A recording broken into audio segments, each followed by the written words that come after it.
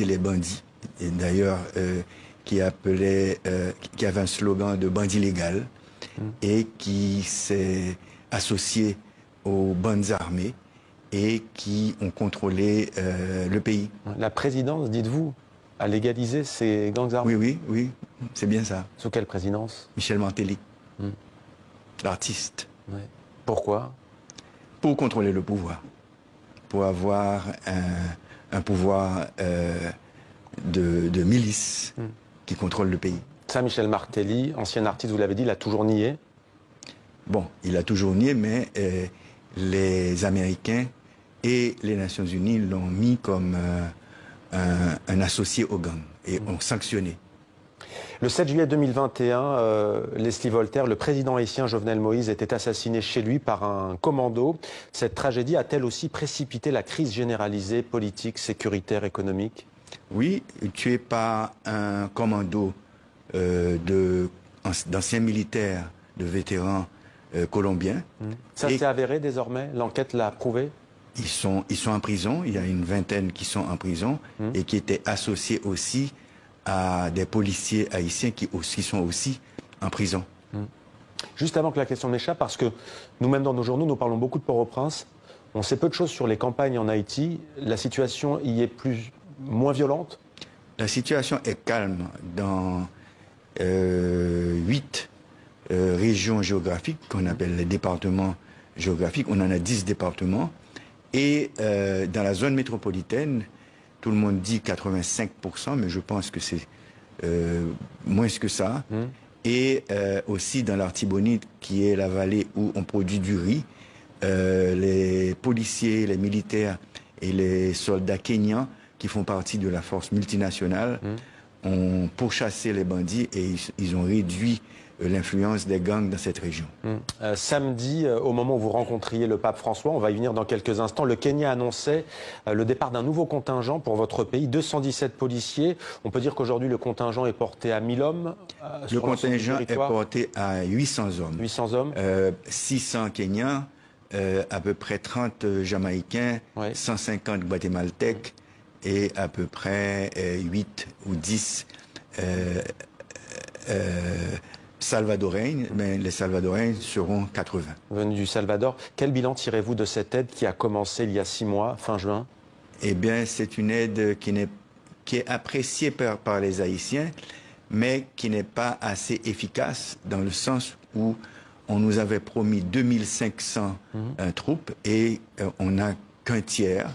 Maintenant que le secrétaire d'État Marco Rubio aux États-Unis a annoncé qu'ils vont financer la force multinationale, probablement que le président Ruto va envoyer les 400 Kenyans qui restent. Nous, on a déjà plaidé aussi aux Nations Unies pour transformer cette force multinationale en une force de maintien de la paix, pour garantir... Sous le mandat de l'ONU?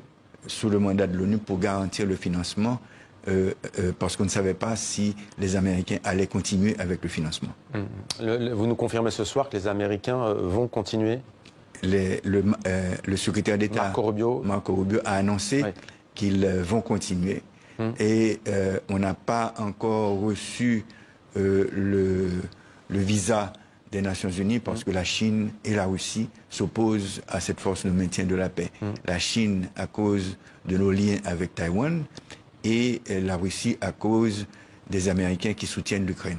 Alors on voit comment la géopolitique internationale peut s'inviter justement et ajouter, si l'on peut dire, à la difficulté de la situation en Haïti, et parler de difficulté est un euphémisme. Vous avez évoqué des responsabilités intérieures, vous avez cité un ancien président tout à l'heure. Est-ce que selon vous, il y a aussi une part de responsabilité d'autres pays?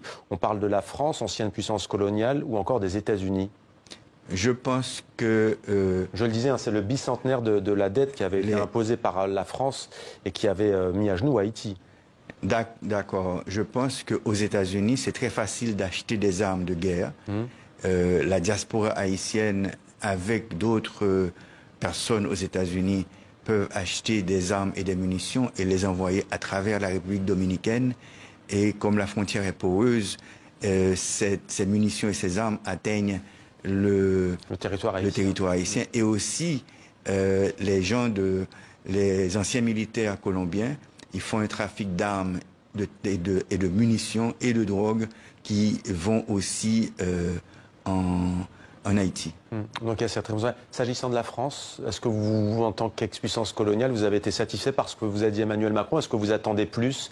Est-ce qu'il faut une réparation, par exemple, s'agissant de cette question de la dette? Il faut dire que c'est le président Macron qui a évoqué la dette et que nous appelons la rançon. Et, la rançon. La rançon et la réparation.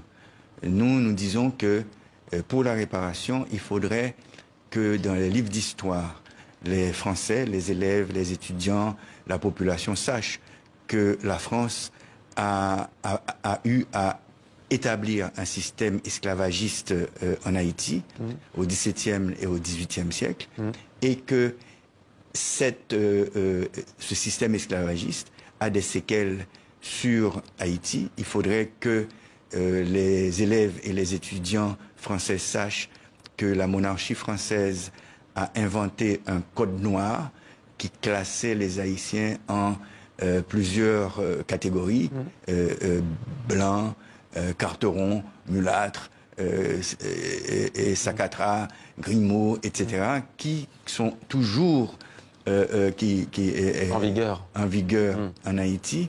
Et en ce qui a trait à la rançon, le 17 avril 2025, le roi Charles X a envoyé une flotte menacée. 1785. Vous avez dit 1885. 1825. Oui, 1825. Vous avez dit 2025. Ah, il y a 200 ans, on va dire. Il y a 200 ans. Bientôt, il y a 200 ans jour pour jour. Et le 17 avril, le président Macron a dit qu'il va annoncer quelque chose. Ouais. Une reconnaissance. Probablement. Au printemps prochain, on suivra cela. L'administration Trump, Monsieur le Président, a décidé de geler les programmes d'aide, d'expulser les migrants haïtiens et de bloquer l'accueil des réfugiés haïtiens. Vous parlez de mesures potentiellement catastrophiques. Concrètement, pourquoi? Quelles conséquences? Oui, on a à peu près 200 000 Haïtiens qui ont bénéficié d'un programme du président Biden pour aller s'installer pendant 2 ans et travailler et envoyer des transferts d'argent en Haïti. Si ces 200 000 personnes reviennent en Haïti, on aura moins de transferts. Mais il faut dire aussi que le gouvernement dominicain expulse 10 000 personnes par semaine vers Haïti et aussi que la violence armée a déplacé près de 700 000 personnes